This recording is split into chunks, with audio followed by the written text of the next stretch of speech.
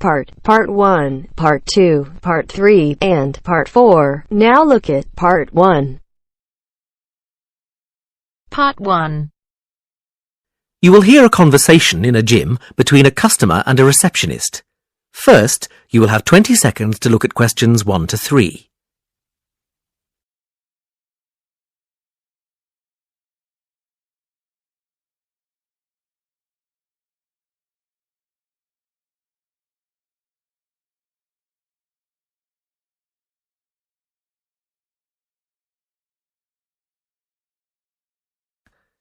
Now we shall begin. You should answer the questions as you listen, because you will not hear the recording a second time. Listen carefully and answer questions 1 to 3. Hello, and welcome to Smith's Gym. Hi there. I'd like to become a member. Yes, of course. We just need to fill out a couple of forms, and then I can show you around the gym. That would be great. Let's start with the membership form. Can I have your name, please? Yes, sure. Brad Simmons. Is that Simmons with a D or without? Without. S-I-M-M-O-N-S. Got it. And can I take a contact number, please? Yes, sure. It's 04983 55521. Okay.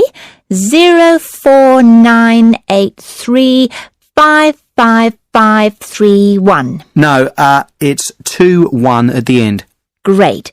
And do you have an email address? Yes, brad07@elemnet.com. That's ELEMNET.com. Right. Now, we've got 3 membership types here. Bronze, which is just off-peak and costs £21 a month. Silver, which means you can use the gym at all times. This is £36.50. Or for just £5 more, you can get a gold membership, which gives you free access to the squash and tennis courts and all classes. For now, I think I'll just take the silver. That's fine, sir. That'll be £36.50 a month. Great. When can I start? Well, you'll need to have an induction first. We have spaces at 2:30, 4:45 and 8:15 tomorrow. Would any of these be suitable? I can't do tomorrow. Do you have anything for Saturday? Is that the 12th of November? No, it's the 11th. Yes, that's fine. Would 2:30 be okay? That's fine. I'll book you in with our trainer, Rob Ellis. Now, would you like me to show you around? That would be great. Before you hear the rest of the conversation, you have 20 seconds to look at questions 4 to 10.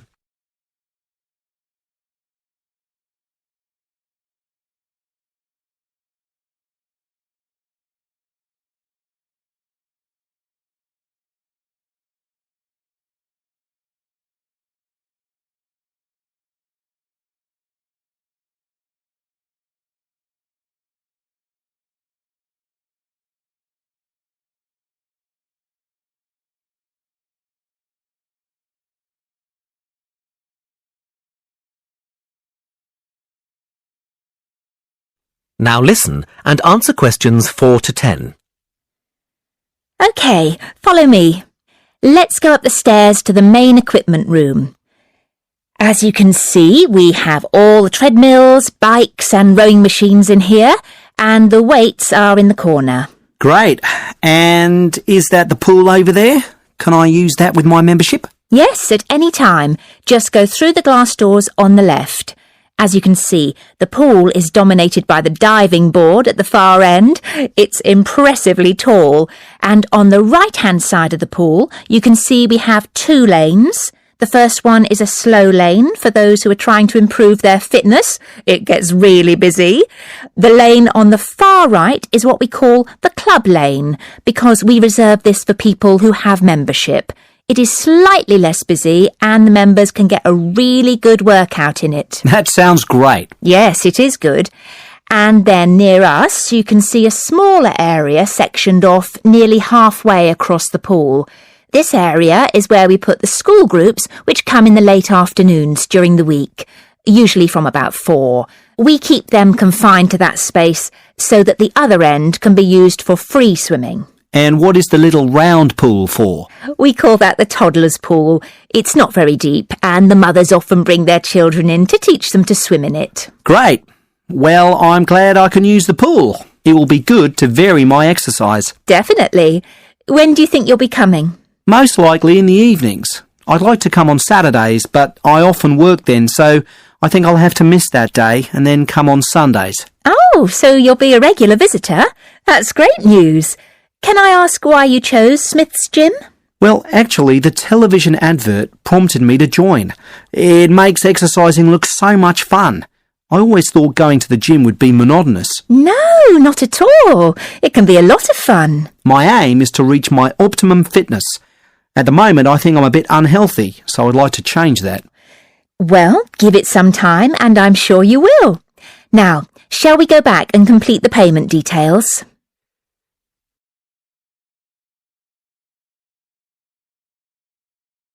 That is the end of part 1. You now have half a minute to check your answers.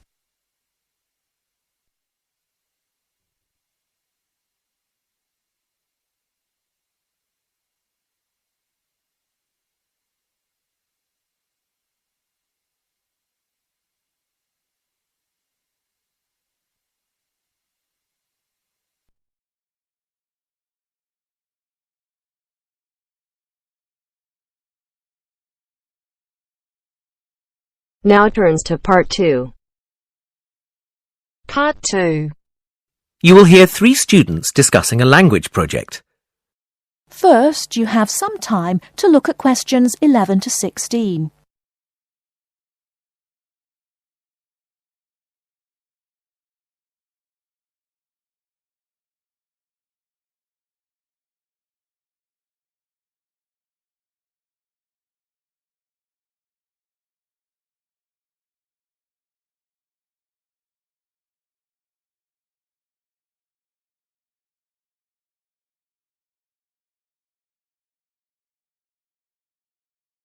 Now, listen carefully and answer questions 11 to 16. So, we need to get this field trip sorted out as soon as possible, don't we? Yes, let's get started. James, have you worked out which 2 countries we should travel to? Well, I thought we could go to the USA and Mexico because that's where the populations of most native languages are concentrated. But then I found out that the 3 languages we're most interested in are more widely spoken in Canada than Mexico, so I think we should go there instead. OK. Anna, weren't you going to think about our research focus? Yes, and I think I found 2 areas that would work well. Firstly, use of the 3 languages, Nardini, Salishan and Algic among the younger generation, people up to the age of 25. I found out that although there are many older speakers of Algic, it's used much less by the young. In fact, young people under the age of 25 use both Nardini and Salishan more than Algic. That's interesting. That means that native language use isn't really being affected by the older generations anymore.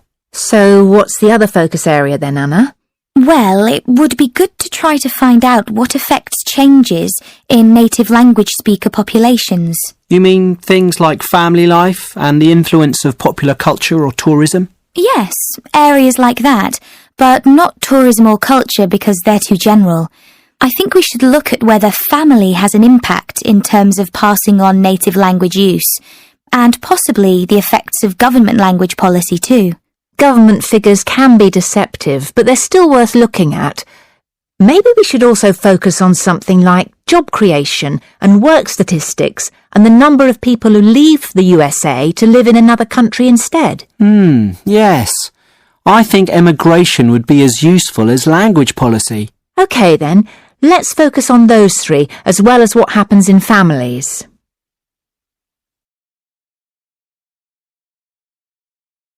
Before you hear the rest of the talk, you have some time to look at questions 17 to 20.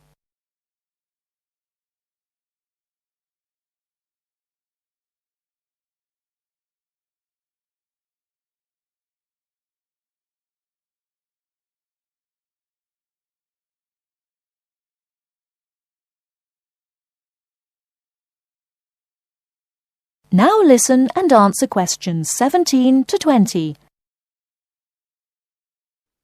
Well, shall we look at our route now? Most of the speakers we're looking for are in California, so we could start there. We can spend 2 weeks travelling around and meeting people to get some background information, and then start collecting data.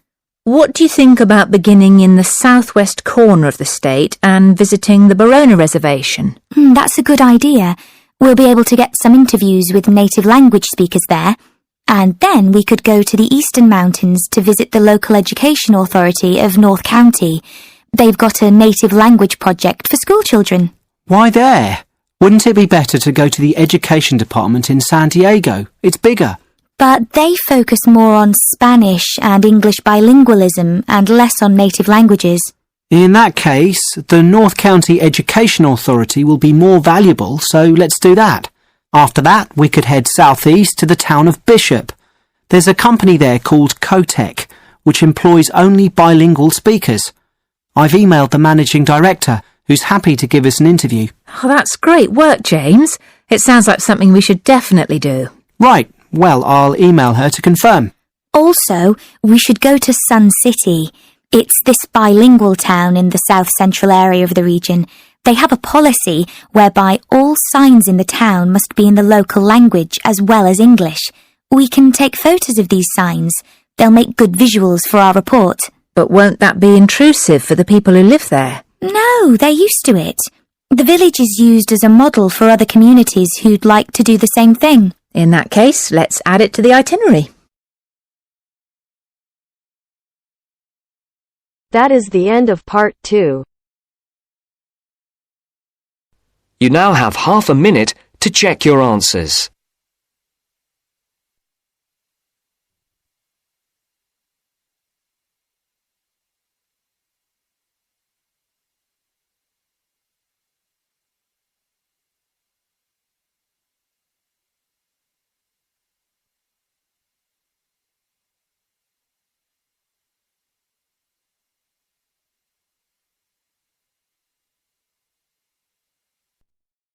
Now turns to part 3. Part 3. You will hear students and a tutor discussing an energy project. You now have 30 seconds to read questions 21 to 27.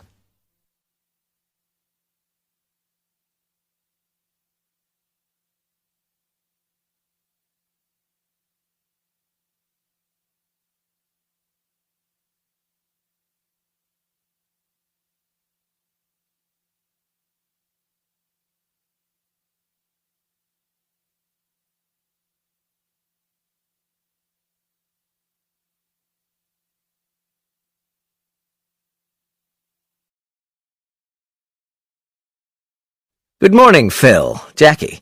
I hope your project is going well. Good morning, Mr. Jackson. Hi, Mr. Jackson. Well, we've made a start on analysing the different forms of renewable energy, but unfortunately, we don't really agree on some points. Okay, why don't we talk about it?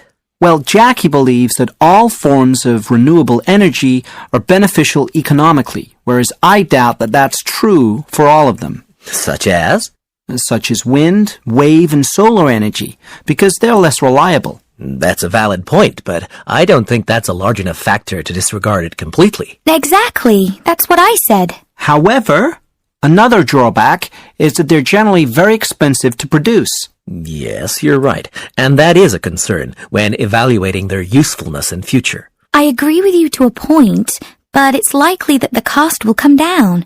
I read a report in the Journal of Environmental Science that estimates the cost would fall by 20% over the next 10 years, which is significant, isn't it? Absolutely, Jackie. But you need to think about how difficult it is to predict the future cost of non-traditional energy sources before you believe the report. Remember, in your project, I want to see evidence of critical analysis. Make sure you've analyzed all the information rather than just accepting the information that you agree with. Also, it's very important that you demonstrate wide reading around the subject. I know. It's just that I'm not convinced that it's going to continue to be that expensive, especially if there's a demand from consumers. Well, what about if we analyze the costing process as part of our project? That's an excellent idea, Phil. Okay, so let's imagine that we want to forecast the cost of producing solar energy. How could we do that, Jackie? Well, I think we'd have to start by working out how many hours of daylight there are in the UK per year. The meteorological office would have data on that. Then estimate the number of hours of sun to get a rough total. And then I suppose we'd need to work out how much it would cost to supply the average home with solar power, and then extrapolate that to get a number for the whole country. Good. And don't forget the price of power conversion stations. This will have a significant impact on overall expenditure. And there's one more factor you haven't taken into account yet regarding the consumers. Whether they would change from traditional to renewable energy? No, but think about what might make them change. Oh, yes. How much they would be willing to pay. Exactly. Well done. You now have 15 seconds to read questions 28 to 30.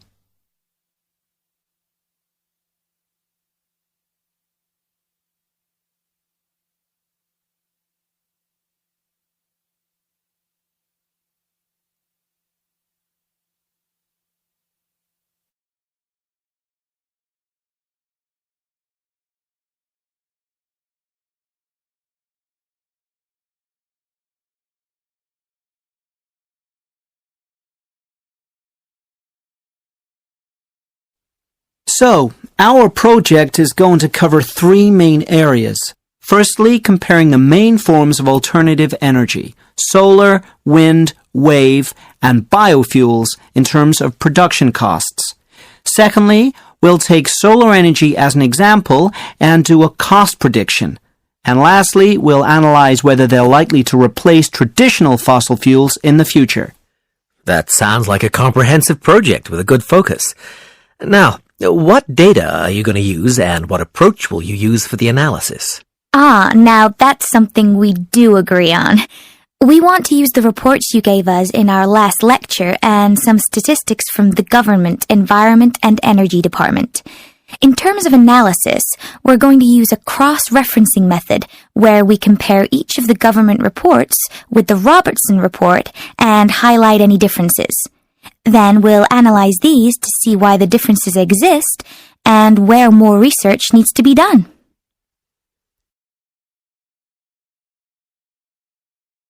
That is the end of part 3. You now have half a minute to check your answers.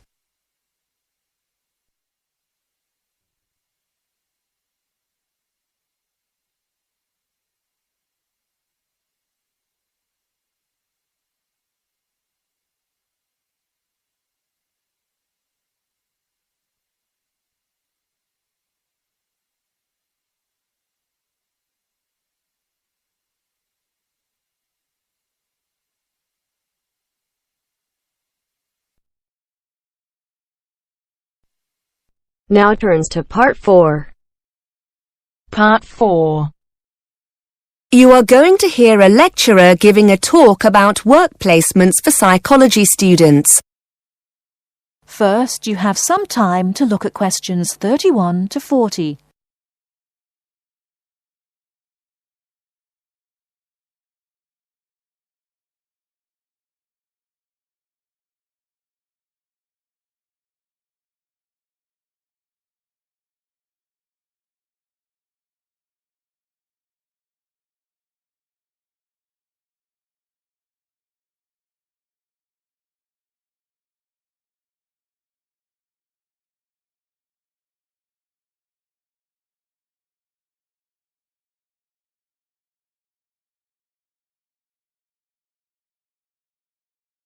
Now listen carefully and answer questions 31 to 40. Good morning. I'm here today to talk about the placement that's offered to all psychology students. As you all know, this takes place in the third year of the Psychology BSc. I'm here to explain a little about the placement and how the process works. A lot of preparation's involved in getting these placements right, so you need to be thinking about this now. Students taking up a placement year benefit immensely from the experience. To find decent employment in the field of psychology, the chances are you'll need to undertake some form of postgraduate training, such as one of our master's courses. These courses invariably demand experience in the field you intend to study. So being able to gain this experience during your undergraduate degree is a great advantage. There's a lot to be gained from joining the scheme. Of course, it will help you identify the areas of psychology you may or may not be interested in. And you'll develop transferable skills such as problem-solving, team-working, communication skills that employers demand and that graduates often lack. Also remember that the placement will offer you networking opportunities to become acquainted with key players in your field. Many of our students who've completed a placement year take up a position with the same employer after graduation or after successfully completing postgraduate training. In fact, many of our students from previous years now hold influential positions in the police, the health service and the private sector as a direct result of their placements. The placement you choose will depend very much on your own area of interest. Those of you who have a particular interest in research can opt for a placement in a hospital unit, here or abroad, working in areas of forensic and clinical psychology. A post here can be very rewarding and allows you to contribute to qualitative and quantitative research data and learn practical research skills you can use in your coursework. For those who prefer hands-on experience of working with patients, there are a wide range of options available.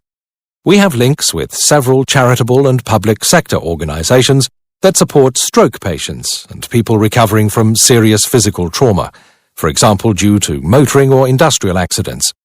You'll have the opportunity to help them deal with long-term clinical treatment and pain management. There are several opportunities to work with addiction and rehabilitation units. The kind of experience you'll gain here can be very wide-ranging. For example, offering you the chance to observe group therapy and one-to-one counseling sessions for anxiety and anger management classes. Students are encouraged to give their reaction to sessions during regular team meetings, which can often be of benefit to both the student and the organization. For those of you interested in the application of psychology in education, we have a number of students who take placements working with children with special educational needs. Students in the past have worked as teaching assistants and contributed to teacher training workshops. There's a lot more information about this on the website, including case studies written by some of our previous students. These will give you a much wider and richer picture of our placements. As I said earlier, you should already be giving this some serious thought. Our placement officer, Greg Smith, will be able to advise you about the organizations we have contacts with, and we've worked with in the past. Once you've discussed the opportunities available, we ask you to contact the organization concerned to investigate potential positions and to arrange an interview. Your personal tutor will be able to help you with updating your CV and interview skills. During the enrollment process, you'll have been notified of the need to obtain a CRB check. In cases where you're working with vulnerable people, it's a legal requirement that you've had a Criminal Records Bureau check carried out. Without this, we won't be able to approve the placement. If you haven't yet arranged this, you must notify the placement officer of this during your first meeting. He'll give you the necessary paperwork to make your application. Once you have the certificate, please supply a photocopy to the placement officer.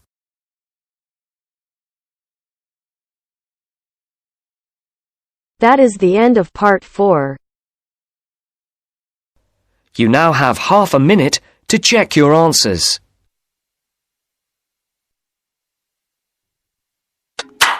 Woo.